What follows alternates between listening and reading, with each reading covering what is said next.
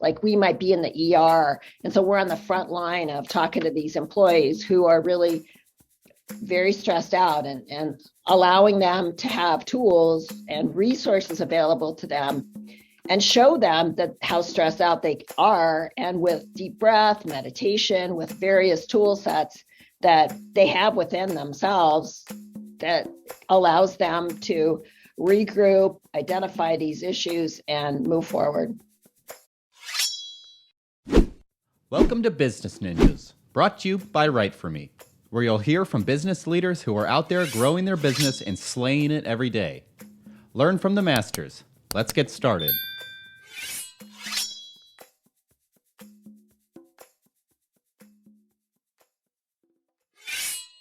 Welcome to another episode of Business Ninjas. I'm here with Sue Gooden from Progressive Health. Hey, Sue, how you doing? Good. How are you? Doing great. Great. Pleasure to have you here. Thanks, Tell me a Andy. little bit about you and Progressive Health. Well, I'm a retired exercise physiologist that has a passion for entrepreneurism. Nice. Ended up in the healthcare sector. Love it. Yeah. Not what I was expecting, but here I am. Very cool. And what do you do at Progressive Health? What's the company do? The company does we provide solutions for healthcare workers. So I would consider us to be the high-tech, high-touch approach to resilience and well-being for healthcare workers. Great. And so tell me a little bit more about that. So healthcare workers may need some kind of support along the way. We've talked a little bit about this prior to the podcast here, but tell me a little bit about what a day in the life looks like in that regard. Well, I think the big thing is that what we've learned over the last 8 years in hospitals, specifically for employee wellness, is that the older model of health and wellness, which was more fitness and nutrition, doesn't fit today's marketplace, in the fact that the real emphasis is resilience and encouraging employees to have the tools, the resources available to them every day. And like our chaplain said last night, it's like, you're going to get burned out. So you better realize what it takes to stay resilient or have the tools, because one day you will have to deal with this.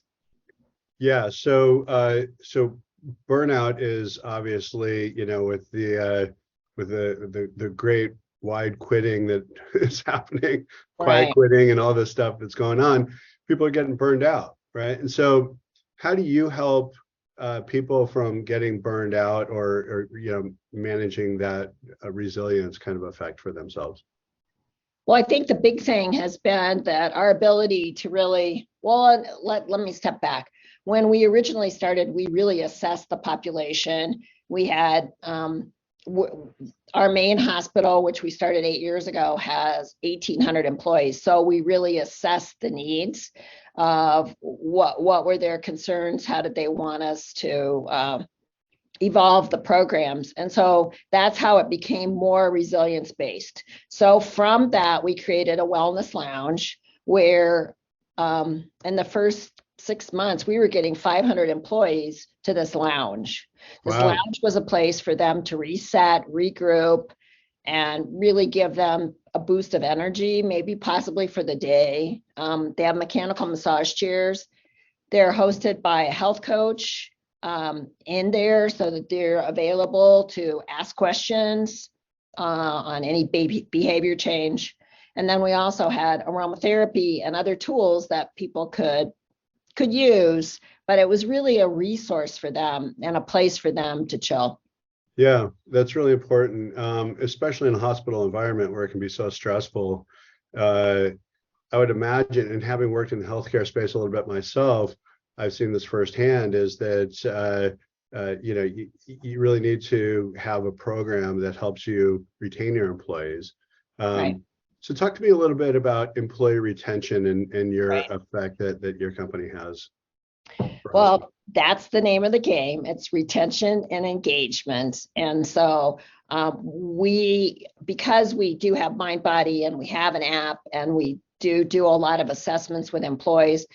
So one of the things that we created that's more I think to the effect of, or another layer of being able to be more engaging is we're directed to go to different departments within the hospital. And this is our roaming wellness program, which is an 8-week program of really focusing on tools and resources that are available one-on-one with employees. Like we might be in the ER, and so we're on the front line of talking to these employees who are really very stressed out, and allowing them to have tools and resources available to them and show them that how stressed out they are, and with deep breath, meditation, with various tool sets that they have within themselves that allows them to regroup, identify these issues, and move forward. That's great. It sounds like you create this release valve for all this stress that can build up for employees. Tell me, and I love the 8-week plan because it's not just a one and done kind of thing. It starts to build some muscle memory and remind them that they have these resources available to them. Tell me a little bit about going from a company who says, I want to do this, to then implementing it, and then your 8-week program, and then what happens after that? Like, what's that journey like? Sure. It's like, we keep diving deeper and deeper. So the lounge was first, then roaming wellness, 8 weeks. And then we can go back and assess that population and find out how many want like health coaching one-on-one. Are there things education-wise that we can focus on? Is it a sleep issue? Is it, more team building on the floors? How can we better support those employees? And one of the things we found is that you really, to make a difference in this population, you really have to have a digital platform where they are being tweaked or supported every day. And so there's a lot we can do from the human touch. Healthcare workers really don't like a digital platform because they would rather talk to a human, a real live human. Sure. But in essence, there's a lot of times that we are going to have to train that staff, that team, to be able to go to a digital platform and really support it from a high tech standpoint where we can do the high touch, because we can't be there every day for that employee. Yeah.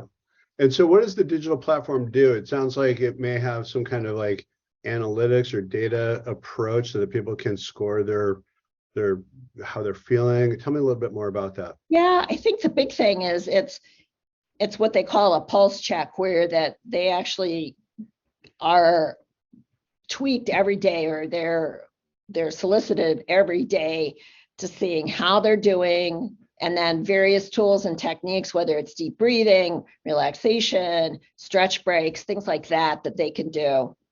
And so the ultimate goal is for us to work jointly with that digital platform so that if somebody does have an issue, we can address that and support them. Yeah, and tell early on if somebody's burning out so that you can get ahead of that and connect with them and surface up who the people are who are having challenges, so right. that we can so they don't burn out and they don't churn out as employees. Yeah, the goal is really to get them before they burn out. Right. Yeah, it makes sense. That's not the easiest thing to do. I'm sure. Yeah. And so as you are migrating people into this digital environment, are you looking at data and levels? Oh, yeah. What are you looking at? Tell me a little bit about. Well, we're definitely looking at daily intervention. Who out of that population is actually engaging in this kind of a process? So we're actually in our main hospital, we're going to be doing a study where we have different populations getting different services. And one certain nurse populations, we're going to do 4 departments similar to like ICU, NICU, some of the high acuity departments, and really identify with them and work with them with health coaching and really roaming wellness and the digital platform so that we can see the impact. So the goal is to show that group can engage themselves, retain themselves, as opposed to other populations who aren't getting the hands-on stuff too. Yeah. And so what does success look like for the hospital or, your client when you implement these programs? I'm sure they're talking to you about what their North Star is from a success standpoint. What are some success metrics that you look at? I think the big thing is really retaining their employees, number one. Mhm. And then as our HR person says, it's like having that added value that we can produce and directly in the organization, where like EAP programs, you have to call up, you have to do these things where we're hands-on, where we can really identify and build relationships with people. Mhm. Makes a huge difference. Yeah, I can imagine. And, rather than it being like an administrative kind of thing that's in some kind of like employee handbook, it's actually Yeah. tactical and it's a resource that they can count on to be able to create that release valve for themselves.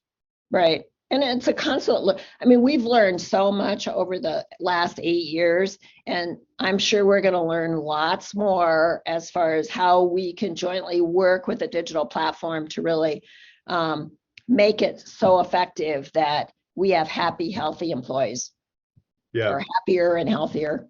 right. Yeah, that's great. Tell me a little bit about the growth of the company. How have you been growing the company, and what are you looking at ahead here to grow?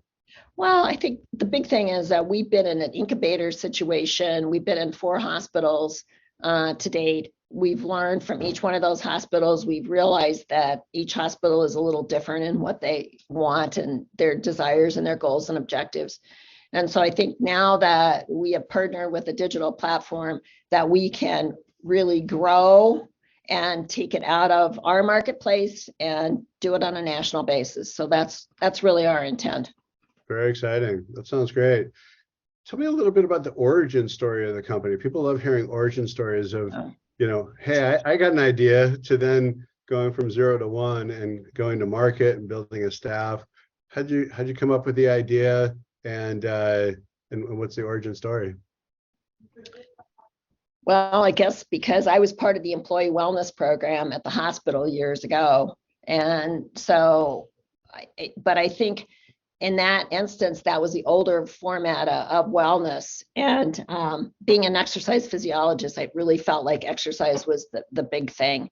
And evolving over the years of seeing what worked and what didn't, and meeting different people and looking at other hospitals throughout the country, it was really very clear to me. For a while, we were actually into more of an integrative medicine approach, where we were working with the community. And so, and we can still do that, but I think our real focus now, especially after COVID, is we really want to make an impact and disrupt healthcare, really disrupt and identify where we can be a resource for healthcare workers and hospitals. Fantastic. I love it. And so how do you stand out from your competition, or do you even have competition? Is this a new field? It's very, Andy, it's really interesting because most of the people in the corporate wellness field, or in this field of now they all want to call it resilience, right? Right. It's been more corporate driven. And so what we found is there's really not a lot of competition in this marketplace. And if there is, it's an individual within an organization, a hospital, that feels like it's a lunch and learn program, or it's a health club. I mean, it's a fitness program that they can do on their own, or whatever. And a lot of them still have health clubs in there, which is fine, but that really is not getting to the bottom line. So we feel like we have the experience, and I'm sure there might be some competitors out there, but we really haven't seen as much of that as really growing the program the way we're doing it. Yeah, it's so interesting to hear that, is that, people have a health club, they've invested all this money to build that. I'm sure they get varying degrees of usage within those health clubs, but what's not taken into effect is the mental health aspect of this, and that really that release valve that you're talking Mm. about. It's this integrative approach. Talk to me Right. a little bit about that.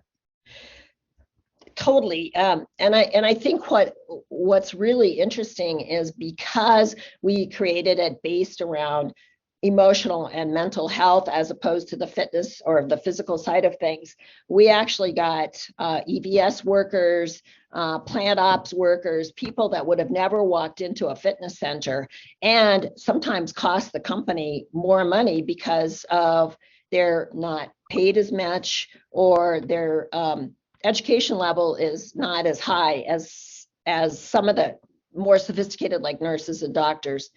But in general, I think it's been what we learned is like that's such a nice mix. I mean, everybody feels comfortable walking into that space, whether you're the janitor or whether you are the CEO of the hospital. It's like a common place for people to go and communicate and have that experience of talking and communicating with like a health coach. And health coaches are really trained in behavior change. So they're sitting there trying to support you, whether it's about your sleep or, you're not getting enough exercise or your stress level's too high and really working with them. Sounds fascinating. It's such a great approach, and the integrative approach to that is really compelling. Who, as you're looking to grow your business, are you working exclusively with hospitals or are you working with other organizations? Who's your target market? Our target market is hospitals. That seems to be, or frontline healthcare workers, but hospitals need a lot of help right now. So and who in the hospital do you work with? Who's your champion? We usually work with the CEO of the hospital. Yeah, that makes sense. Especially the CEO level or any executive level, especially HR, I would imagine is very close to this, Yeah. is looking at employee retention because it's very expensive to lose an employee that has all that domain expertise and knowledge, and then they walk out because they're burned out, and then you got to hire somebody else, train them up, and do all of that. As you're looking at your business, do you do some of that cost analysis to show them that retention actually has a fiscal effect? Of course. Initially we looked at the data set that to especially with nursing, and that's why our target has been more specifically nursing, not that we don't appreciate the other populations within the hospital, but nursing, it costs them $40 to $50 to $60,000 to lose a nurse. Right. So, and then on top of that cost, if they have a lot of traveling nurses, they're getting paid 3 times the amount as before. So their labor costs have gone skyrocketed. So if we can retain and recuperate at least 3 or 4 nurses, they've paid for our program. Yeah, I love that. It really becomes this tactical kind of exchange where you can show your value very quickly. And what a great benefit for nurses too. It's a great recruiting tool, I would imagine, to recruit Absolutely. talent and kind of step away from the locum tenens, kind of nurses that are, like you said, very expensive. It's been interesting because we've had nurses that were traveling nurses say, "Oh, our hospital never did anything like this." Right. So but it was a good retention tool because they were able to recruit and retain some of those traveling nurses as employees here. So it was good. I love it. I love it. Tell me a little bit about how you use content or how you use social media or your website to get the word out about what you do.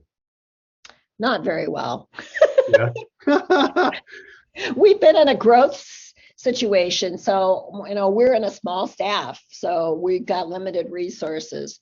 So that's our goal going forward. But we've really felt like we had to fine tune the products and the services, and we've really learned this is a process. This is not an education program. This is something that is incorporated within the culture of the organization. And so it's infiltrated at various different levels, but it's so important that it's part of the culture of the organization. And it takes a while to gain that. So now we feel like we've got enough experience to be able to go out and share our experiences and our information with others. Love it. Love it. And so if you forecast out a year from now, what would be something that you'd like to be celebrating? I'd like to be in 10, 15, 20 hospitals. Great. It's exciting. You got a lot of growth ahead of you. It's very exciting. Yep. Well, Sue, it's been a pleasure talking with you here. Thank you so much. Thank Really you, enjoyed Andy. learning about your business. Thank you. Great. Sue Gooden from Progressive Health. Thank you so much. Thank you.